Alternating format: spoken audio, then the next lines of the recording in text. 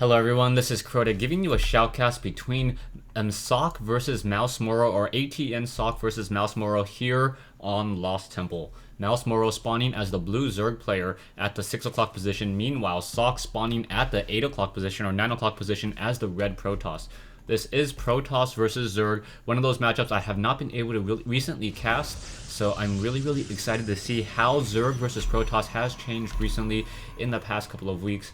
StarCraft 2, the metagame, evolves a lot, so I'm sure a lot of you guys have experienced this. You stop playing for about 3 days, and then for some reason, all the strategies almost seem to completely change. So we'll see if any new strategies are going to be coming out, or whether it'll just be the standard 4-gate and blinking stalkers or colossi, or if anything else is going to be just a straight macro play. We now see Mouz Morrow coming in, does know that Socke has spawned over here just because the one probe did come out into this direction. He knows the timing, about 1 minute and 30 seconds, to see if the Overlord does come out over here. So the Overlord simply just going to make its way over here and take a look at the Nexus, see that the Nexus is down, and then fly on to the north side.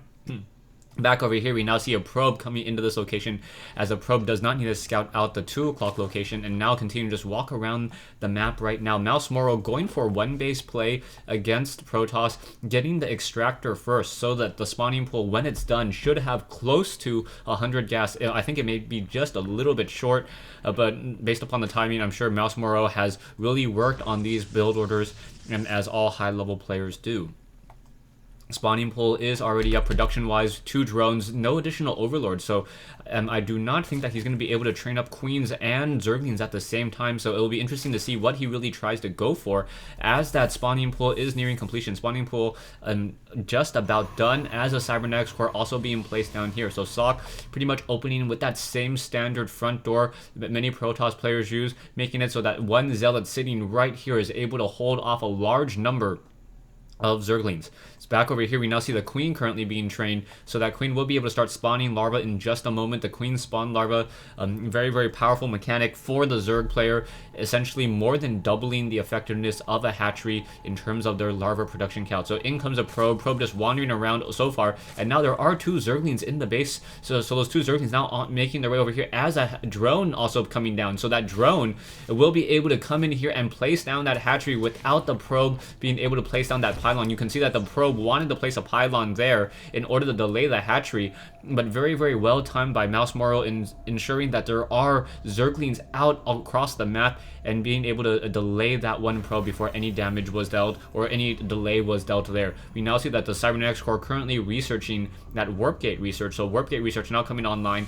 We also are getting a sentry, so that sentry will be able to attack with a range attack, obviously, and be able to help the zealot deal more damage, and essentially 2-shot between those 2 units there. So that one zealot sitting there, also a sentry here, and now the zealot moving back. Not exactly sure what that was about, and that could have been a little bit of a dangerous situation there, as the sentry now on the high ground, and now another pylon being warped in as well, making it so that only units can walk in through this distance and location here. So back over here, we now have two zerglings and 1 overlord. Now, one of the reasons why this very narrow choke point works for the Protoss so extremely well is because of the Protoss units, and it looks like there's not too much going on during the map right now, so I'll go ahead and explain. Unit radiuses for the Protoss units are rather small, so they can essentially fit through this one very narrow opening here and then make its way out. The only 2 units that have a larger radius are Colossi and Archons. Immortals are actually able to fit through this little gap as well. Stalkers are able to walk through here as well. So that's one of the reasons why Protoss players can afford to make this type of front door. Terran players cannot with 1 Marauder just because Thors are too large. Colossi obviously are larger as well, but since they can walk up and down cliffs, it doesn't really matter anyways. Back over here, we now see 2 queens on the low ground, and now also getting some creep tumors across the base. We now see Morrow getting 3 queens, so with 3 queens, that will be a lot of creep tumors, and Morrow going to be very effective with that creep tumors and enabling him to get a lot of sight out across the map.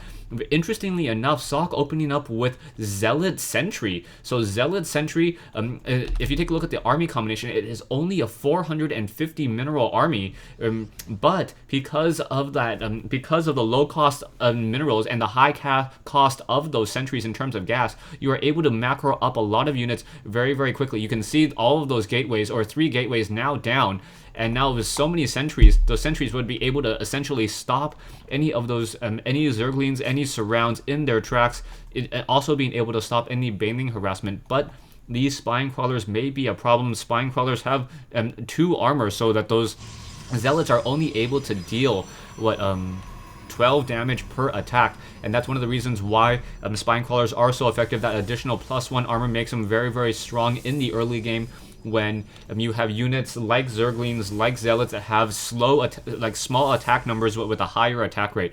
Probes now making their way over and being transferred. Taking a look at the income tab, 39 harvesters for Mouz Morrow, Socke sitting on 34, and now starting to saturate the second mineral patch, so he will be able to get even more. And now in comes a changeling, so Mouz Morrow coming in with a changeling.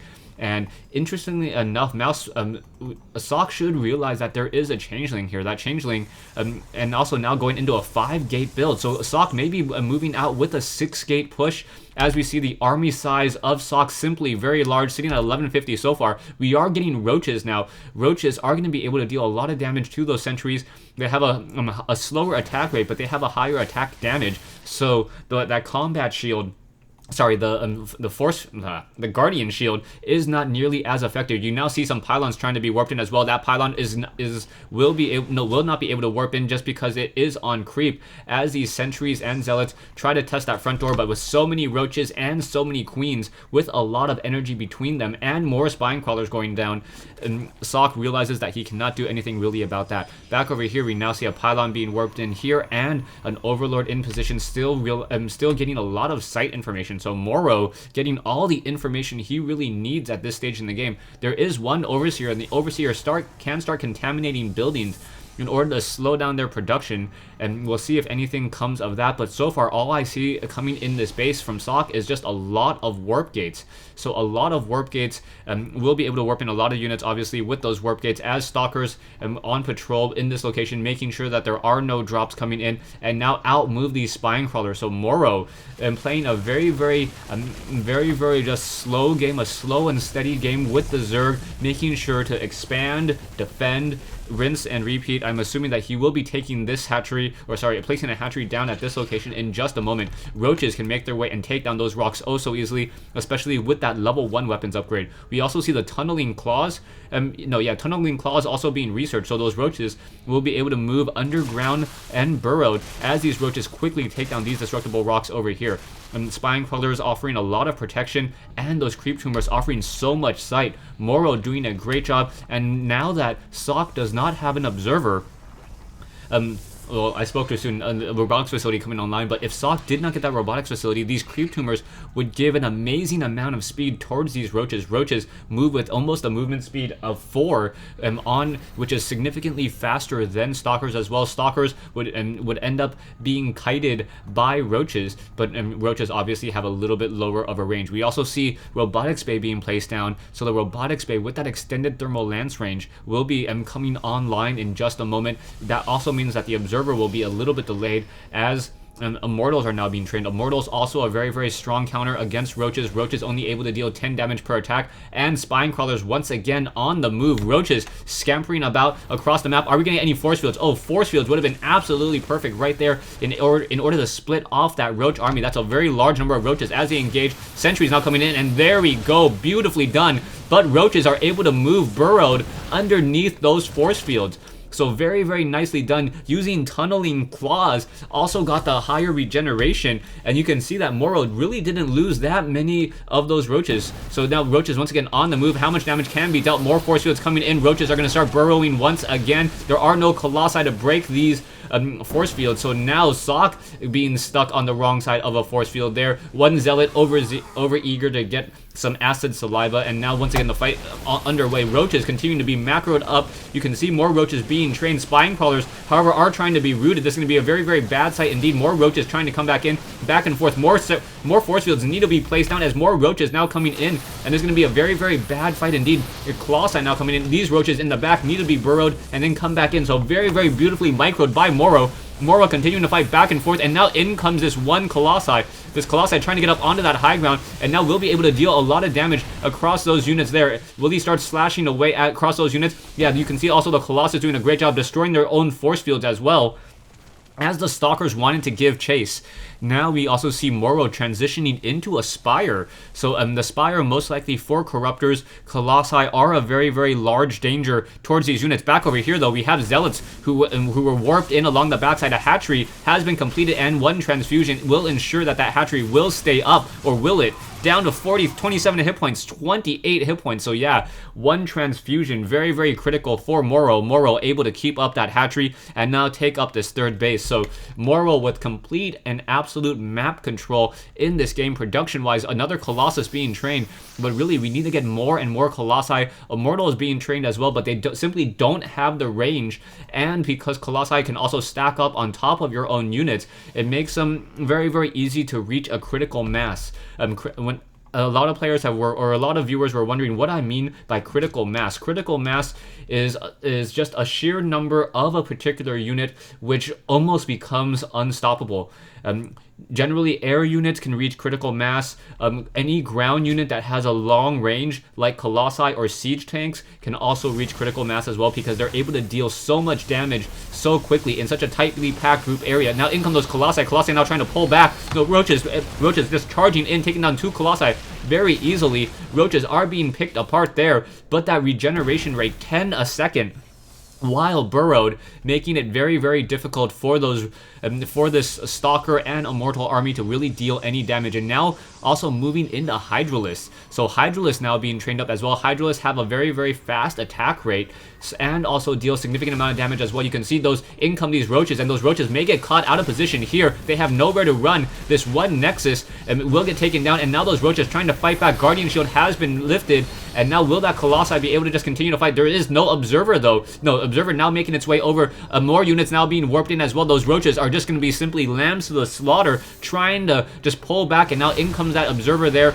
Observer Roaches will be able to pick off a couple more units. However, a lot of Morrow's units have been taken down. 11 more Roaches now being trained. Back over here, Morrow sitting on 132 food army, while Socke is sitting at 148. So Socke in a very strong position with a strong army as well, but there's a lot of base defense sitting out here, and now Morrow just simply has expanded so far across the map, and now that Socke has the extended thermal lance range on these Colossi, these Colossi are able to freely attack these Spine Crawlers without taking any damage. Range of 9 versus range of 6. Now you can see the Spine Crawlers also coming in. Stalkers realize that they can get within range, and now Observers in the air able to clean up many of these creep tumors. So Mouse Morrow losing a lot of the positioning that he had throughout this game. Will it be enough? Will his macro be enough? You can take a look. Currently sitting on 1,300 minerals per game minute production-wise. Also getting the Groove Spines and Corruptors, more Roaches as well. Stalkers now once again on the move. Stalkers are upgraded 1-1. Roaches are upgraded 2-0. One Corruptor quickly getting taken down there. Force Fields now coming in as well, as those Corruptors are in the air trying to focus down those Colossi. However, those Corruptors are getting picked apart by those Stalkers as well. Roaches now coming in. A Colossus being very smart, standing on high ground. And now with such a large number of Colossi, these Colossi are simply just able to tear apart and deal a lot of damage towards those Hydralisks. And now, wow, what a switch in this game so far, as an Immortal and Stalkers are going to be able to clean up this hatchery down over here. Drones now on the move, trying to make their way out, trying to salvage themselves, and now Roaches may be able to get a quick surround here and trap these units in as well. There are more Stalkers and another Colossus coming in from behind, so it's going to be a war of attrition on both sides as these Roaches now continue to engage, trying to get within a very, very close range on those Colossi. Those Colossi have a very difficult time trying to deal splash damage when those Roaches are not lined up perfectly. Stay tuned for part 2 of this replay between Mouse Morrow and Socke here on Lost Temple.